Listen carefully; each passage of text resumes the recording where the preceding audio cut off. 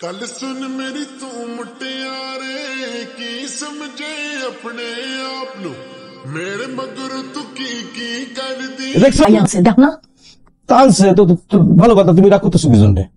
রাগ করবো না, আমার জন্য আনছে এগুলা। আর তোমার ছোট ভাই বোর জন্য একটা স্বর্ণের চেন আর এত বড় একটা পোটলা আছে। আল্লাহ জানে পোটলাটার ভিতরে কি কি আছে। তোমার জন্য কি পোটলা আনে নাই বড়? দিছে আমার, এই যে দেখছি না চিকন একটা স্বর্ণের চেন। আর তোমার ছোট ভাই বোর জন্য যে আনছে মোটা দিকা স্বর্ণের চেন। আমি বুঝতে পারছি, আমার ভাইয়ের বউয়ের জন্য একদম গরুর দড়ির মতো একটা চেন আছে, আর তোমার জন্য চিকন একটা চেন আছে। যেটা আনছে সেটা নিয়ে একটু সন্তুষ্ট থাকো। শ্বশুর বাড়ি থেকে একটু রেস্ট নিবে, কালকের দিকে আমি একটা ডাক্তার দেখাবো। শরীর খারাপ না? কি হয়েছে? ওই ভাইয়া আমার তো কিছু হয় নাই, উনি মিথ্যা কথা বলতেছেন। मैनू कुछ कह देना हुन लोड़ मेरा दिल च क्यों तू आई यारी क्यों नहीं तू मिल पाई कीती साडे नाल बेवफाई এত রাতে কোথায় গেছিলি? কোথাও না, এখানেই ছিলাম। রাত বিরেতে বাড়ির মেয়ে এভাবে বাড়ির বাইরে যাওয়ার অর্থ বাড়ির জন্য লজ্জা আর অপমানের পূর্ব শর্ত ছাড়ার কিছু না। কে ছিল? সুমন। সুমন? সুমন দেশে কবে ফিরল? আজকেই আসছে। রাতের অন্ধকারে ওই চোরের মতো না এসে দিনের আলোয় যদি আসতে না পারে তাহলে ওকে বলে দিল এ বাড়ির সীমানা যেন সে না মারে। সমাজের কাছে আমি মেরুদণ্ড বাঁকা করে চলতে পারবো না। খাও মা, সুমন দেশে থাকতে তোমারে না খাওয়া কোনদিন খাইছে? এই পাগলামিও সারা জীবন থাকবে। অনেকদিন পর বিদেশ থেকে আইছে, খাওয়া দিতেছে, একটু খাও না। আমার কোনো আপত্তি নাই তার এগুলো বউ করে আনতে।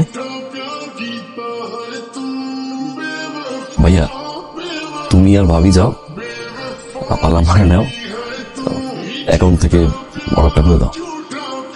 অ্যাকাউন্ট থেকে মানে? তুই গেলে ভালো হয় না, কারণ ওখানে তো টাকা পয়সা লাগবে। টাকা পয়সা লাগবে যেহেতু তুই যা। আমি টাকা পয়সা করে পাবো, টাকা তোমার অ্যাকাউন্টে না, তুমি অ্যাকাউন্ট থেকে দিয়ে দাও। আমার অ্যাকাউন্টে? আর হ্যাঁ, আমার অ্যাকাউন্টে তো টাকা নাই, আমার অ্যাকাউন্ট তো খালি। টাকা কোথায় পাবো আমি? তোমার অ্যাকাউন্টে আমি সব টাকা দিয়ে রাখলাম ভাইয়া। তুই যে টাকা দিছিস সেটা তো আমি অস্বীকার করিনি। অস্বীকার করছি? বুঝতে পারছি, মানে তুই হিসাব চাই দিছিস, তাই তো? এটা আমি কইতিস। ধর তুই বাড়ি করার জন্য টাকা দিছিস, বাড়ি কি করি না আমি? দেখতেছিস না বাড়ি করছি না? বাড়ির কাছে তো ভাইয়া 4-5 বছর যা কামাইছে সমানে তোরে পাঠাইছে। বাড়ির কাছে কয় টাকা গেছে? 12 লাখ টাকা গেছে। তাও তো 12 লাখ টাকা সব শেষ করো না। তুমি আমার কইছো যে 12 লাখ টাকা দিয়ে পুরো বাড়ি কমপ্লিট করবা। হাফ কাজ তো কইরা আছে দিয়া। আর অর্ধেক করে ফেলা রাখছি। এখন দেশে যে অবস্থা, মানে এই রড সিমেন্ট এসবের দাম তুই জানিস? 2 মাস আসিস না, বাকি কাজ শেষ কর, এর পাবি যে কি অবস্থা। আর ব্যবসায় আমি টাকা লাগাইছি না। ব্যবসা টাকা লাগাইছো তুমি, তোমার বলছো বাকি যে খরচ লাগবে তুমি তো ব্যবসা টাকা দিয়ে দিবে। এই পরিবর্তনের পরে দেশের যে অবস্থা, ব্যবসার কি অবস্থা তুই খবর রাখিস কিছু? ব্যবসা আছে দেশে? আছে ব্যবসা? আমি কোত্থেকে দেবো বল? সামান্য কিছু টাকার জন্য তুই সবার সামনে মৃত্যুর অপমান করলি। তার মানে কি করলি জানিস? আমাদের সংসারে একটা আগুন জ্বালাই দিলি। আমার 4 বছরের অপেক্ষা, এত যুদ্ধ শেষমেশ শেষ হলো। কিসের টাকা? আপনার শ্বশুর মশাই আপনাকে দিয়েছেন। আরে জামা কাপড় কিনতে হবে না, আব্বা বলছে তোমাকে তোমার মতো করে পছন্দ করে কিনতে। মানুষ পরে সাগরে, আমি পড়ছি মহাসাগরে। বুঝছি, আমার কাছে তো তুই লাখখানিক টাকা পাস, কিন্তু তোর ভাবি তো প্রেগনেন্ট। সামনের মাসে 7 তারিখে ডেট করছে ডেলিভারি। কোন মতে 80,000 টাকা গুছাইছি। বিপদে তো হাত পা নেই, বুঝছিস? তুমি টাকাতে কেমনে হাত দেই? আচ্ছা যা, তুই যেহেতু বিপদে আসোস, আমি দেখি কি করেন যায়। তুমি যে প্রেগনেন্ট আমি জানতাম, এমন সময় টাকা জমানো তো বোকা হয়ে গেল। তারপর দেখ না, অন্য মাসে শুনলাম না বেতনটা মায়ের হাতে দিয়েছিস। 500 টাকার ফল তো আমার কিনে খাওয়াইতে পারস না। বেশি কিছু চাইছে আম্মায়? কোনো সময় কিছু চায়? বিদেশ থেকে যা টাকা পাঠাইছে তাও নাই। বুঝো, তুমি এভাবে বলতে পারবা? মনে হইতেছে তুমি একাই টাকা কামাইতেছো আর আমি আর বড় ভাই মিলে বসে বসে টাকা উড়াইতেছি। এই 70,000 টাকা বেশি ম্যানেজ করতে পারি না, বুঝছিস? অনেক চেষ্টা করছি।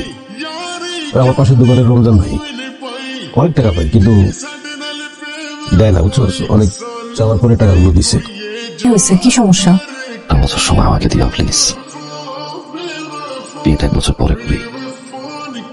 মানে কি বলতেছো তুমি? আরে তুমি কি পাগল হয়ে গেছো? মাথা ঠিক আছে তোমার? আংটি পরায় ফেলছো, সমাজে সবাই জানে, পরিবারের সবাইকে বলা শেষ, বাসে কি বলবো আমি? কেন, কি হয়েছেটা কি? কি করো ভাবি? চাল বাছো? হ্যাঁ, চাল না বাঁচলে তোমরা খাবা কি?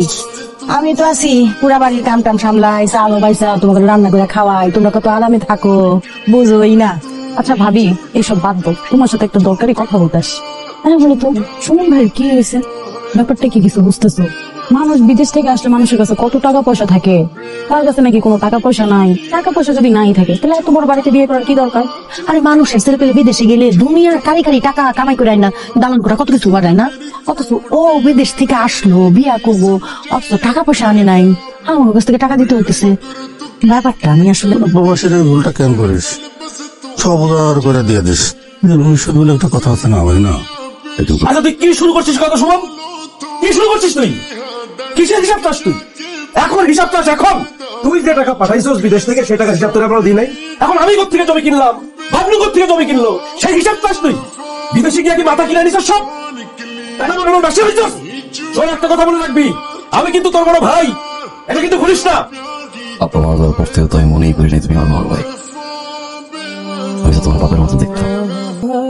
একটা কষ্টের কথা বলতে পারবো না মা, শেয়ার করতে পারবো না। কত কষ্টের কথা বলতে হবে তোর? কোন কোন কষ্টের কথা তোর বলতে হবে তুই একটু বল আমাদের। বাড়ি করছি, ব্যবসা করছি, 12 লাখ টাকার হিসাব তোরে দিছি, সেটা তোর একটা কষ্টের কথা। মার চোখের অপারেশন করলাম, 3 লাখ টাকা দিছি, সেটা নিয়ে তোর সন্দেহ, এটা তোর কষ্ট। আমি যদি সেখানে দিতাম তাহলে আজকের এই পরিস্থিতি হতো না।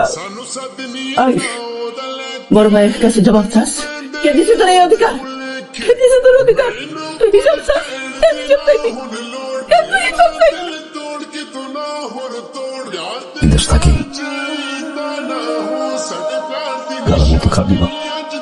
5 বছরে যা কামাইছি সব পাঠাইছি, 18 ঘন্টা করে কাজ করি। যতবার জিজ্ঞাসা কি খাইছি, কইতাম গরুর মাংস, উটের মাংস, মুরগির মাংস। কিসের গরু, কিসের উট মা? কোনো মতে ডিমবাজি করে ভাত খাইতাম। ফেসবুক খুললেই দেখতাম বন্ধু বান্ধব এক লগে নামাজ পড়ে বাইরে গেছে, 4 দোকানে আড্ডা দেয়। মুখটা ফাটতো মা, বারবার মনে হতো একটু দেশে যায়। আমি জানি না আপনাদের কাছে আমি কিভাবে ক্ষমা চাবো। একটা বছর আমাকে সময় দেন, আমি কথা দিচ্ছি এটা আমার শেষ অনুরোধ। এরপর আমি আর সময় নিব না, আমার উপর বিশ্বাসটা রাখে। তোমার প্রতি আমার বিশ্বাস, আস্থা কোনো কালেই ছিল না। তবু আমার মেয়েটার ইচ্ছা আর ভালোবাসার মূল্য দিতে গিয়ে আমি রাজি হয়েছিলাম। আমার মেয়েটা 4 বছর ধরে তোমার জন্য অপেক্ষা করেছে, আর তুমি আজকে এই কথা বলছো? তুমি কি জানো, একজন বাবার পবিত্র দায়িত্ব হচ্ছে তার মেয়েকে সৎ পাত্রে পাত্রস্থ করা। একজন বাবা হিসেবে তুমি আমার সেই দায়িত্ব পালন করতে দিলে না, সেই সুযোগটা তুমি আমাকে দিলে না।